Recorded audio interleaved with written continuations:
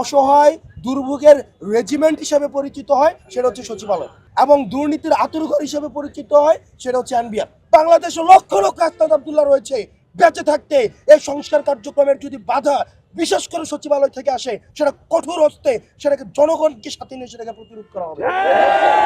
NBR সংস্কারও বাধা দেওয়া হচ্ছে। দেখেন, আমরা আপনাদেরকে বলতে চাই, যখন 5ই আগস্টের জুলাই গণঅভ্যুত্থান চলছিল, আপনারা কিন্তু কালো ব্যাজ ধারণ করে শেখ হাসিনাকে সমর্থন জানিয়ে আপনারা হচ্ছেন অফিস করেছেন। আপনারা কিন্তু এখন আপনারা হচ্ছেন হুমকি দেন যে আপনারা হচ্ছেন অফিস চলতে দিবেন না, আপনারা হচ্ছেন অফিস বন্ধ করে রাখবেন। 5ই আগস্ট কিন্তু আপনাদের এই হিম্মতটা ছিল না যে শেখ হাসিনার চোখে আঙ্গুল দিয়ে শেখ হাসিনার ক্ষমতাকে প্রশ্নবিদ্ধ করে আপনারা কিন্তু তখন কেউ পদত্যাগ করেননি।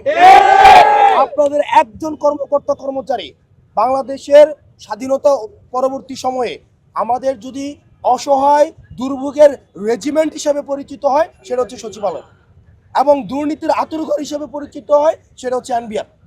সেজন্য আপনারা আমার বক্তব্যকে যেভাবে ইচ্ছে সেভাবে ইন্টারপ্রেট করতে পারেন। আমরা জনগণের হয়ে জনগণের মধ্য থেকে আমরা কথা বলি। আপনারা 5ই আগস্ট পর্যন্ত আমরা কঠিন ভাষায় শক্ত ভাষায় বলতে চাই, 5ই আগস্ট পর্যন্ত আমরা দেখেছি যদি হাসিনা না পড়তো, যদি ফ্যাসিবাদ সরকার টিকে যেত, আবার ঠিক কিন্তু আপনারা এই ফ্যাসিবাদী সরকারের পদলেহন করে, এই আওয়ামী লীগ সরকারের পদলেহন করে কিন্তু আপনারা আবার চাকরি করতেন। সুতরাং আপনারা যদি এই 5ই আগস্ট পরবর্তী বাংলাদেশে আপনারা জনগণের মুখোমুখি দাঁড়িয়ে আপনারা যদি এই সরকারকে আপনারা হুমকি দেন, ধামকি দেন যে এই সরকার সংস্কার কার্যক্রম যদি করে থাকে তাহলে সেটিকে আপনারা বাধা দিবেন, আপনারা মনে রাখবেন এই জনগণ আপনাদের বিকল্প খুঁজে নেবে। 5ই আগস্ট পর্যন্ত আপনাদের একজনেরও কোন সচিবালয়ের কোন সচিব, কোন কর্মকর্তা, কোন কর্মচারী কি পদত্যাগ করেছিল? একজন কি পদত্যাগ করেছিল? এই যে রাস্তার মধ্যে সন্তানদেরকে, সাধারণ নাগরিকদের এইভাবে যে রাস্তার মধ্যে গুলি করে হত্যা করছিল, একজন সচিব, একজন আমলা, রাষ্ট্রের একজন নাগরিক, একজন সরকারি চাকরিজীবী কি পদত্যাগের কোন খবর এসেছে? আজকে যখন দেখবেন সরকার কার্যক্রম শুরু করেছে, তারা বাধা হয়ে দাঁড়াচ্ছে, যেখানে সহযোগিতা করার দরকার ছিল। আমাদের জীবন থাকতে আমরা স্পষ্ট ভাষায় বলতে চাই, আস্তাদ আব্দুল্লাহ বেঁচে থাকতে বাংলাদেশে লক্ষ লক্ষ আস্তাদ আব্দুল্লাহ রয়েছে, বেঁচে থাকতে এই সংস্কার কার্যক্রমের যদি বাধা বিশেষ করে সচিবালয় থেকে আসে, সেটা কঠোর হস্তে সেটাকে জনগণকে সাথে নিয়ে সেটাকে প্রতিরোধ করা হবে। আপনারা এটা ভাববেন না যে আপনাদের বিকল্প নাই, জনগণ বিকল্প খুঁজে নেবে। সুতরাং সরকারকে সহযোগিতা করুন, সংস্কার কার্যক্রমকে সহযোগিতা করুন। আপনাদের যদি সংস্কার কার্যক্রম নিয়ে কোনো পর্যালোচনা থাকে, কোনো মন্তব্য থাকে, সেটা আপনারা নিজেরা আলোচনার মধ্য দিয়ে সেটা সমাধান করুন। কিন্তু সরকারকে যদি জিম্মি করেন সেটা পরিস্থিতি ভালো হবে না, কারণ আপনাদের এই হিম্মত ছিল না, আপনাদের এই ধরনের কোনো হিম্মত ছিল না ফ্যাসিবাদ সরকারকে প্রশ্নবিদ্ধ করার। আসলে সারা দেশের মানুষ অভ্যুত্থান পরবর্তী সময়ে নতুন রাজনৈতিক পট পরিবর্তনের অপেক্ষায় রয়েছে। তারা তাদের মতামত জানাতে চায়, আমরা কি বলতে চাই সেটা তারা শুনতে চায়। আমরা মানুষের মধ্যে অপেক্ষা দেখেছি, আগ্রহ দেখেছি, এবং নতুন রাজনৈতিক দল নিয়ে তাদের আগ্রহ দেখেছি।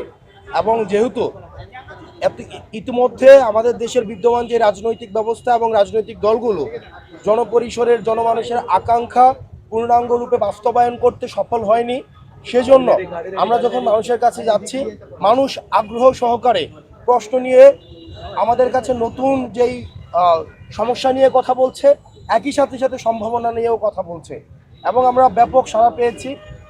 মানুষের সাথে আমাদের যে যোগাযোগ হচ্ছে, আমরা দেখতে পাচ্ছি তাদের মধ্যে আগ্রহ রয়েছে আমাদের এনসিপি নিয়ে। মানে গতকালের যতগুলো প্রোগ্রাম হয়েছে, প্রত্যেকটা প্রোগ্রাম খুব ভালোভাবে শেষ হয়েছে। আপনি যে প্রোগ্রামটির কথা বলেছেন, এই যে প্রেস কনফারেন্সের আগে এটা কি মানে আমাদের মধ্যে কি কোনো ঝামেলা হয়েছে? এটা প্রেস কনফারেন্সের আগে সেই জায়গাতে কথা বলার জন্য জায়গা তৈরি করে দেওয়া হচ্ছিল, এইটাকে খণ্ডিত। গতকাল আমি এই বিষয়গুলো নিয়ে কথা বলেছি।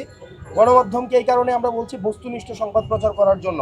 কোনো খণ্ডিত আংশিক বক্তব্য প্রচার করে বা পুরো ঘটনার একটা নির্দিষ্ট 2-1 মিনিট দেখিয়ে প্রেক্ষাপট বিবর্জিত, তখন এটা একটা ভিন্ন মেসেজ দেয়।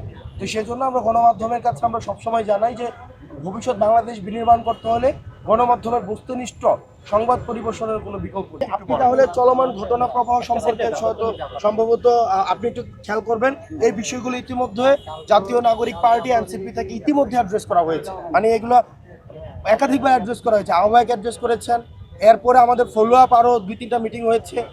নাসিরউদ্দিন পাটোয়ারি ভাই যে মন্তব্য করেছেন তার পরবর্তী সময়ে কিন্তু আমাদের এইটারে আরও 2-3টা ফলো আপ চিফ অ্যাডভাইজারের সাথে আমরা বসেছি, অন্যান্য রাজনৈতিক দলগুলোর সাথে আমাদের কথা হয়েছে। সেক্ষেত্রে আমরা বলবো যে ওই বক্তব্যগুলোকে একটু